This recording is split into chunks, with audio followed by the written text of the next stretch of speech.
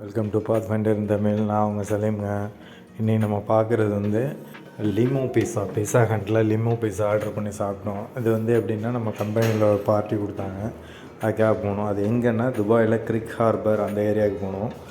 நல்லா இருக்கு லிமோ பீஸா. அது 3 வெரைட்டியாக கொடுத்துருக்காரு. அந்த டீட்டெயிலாம் உங்களுக்கு நான் டிஸ்கிரிப்ஷனில் போடுறேன், பாருங்கள். லைக் பண்ணுங்கள், ஷேர் பண்ணுங்கள், சப்ஸ்கிரைப் பண்ணுங்கள்.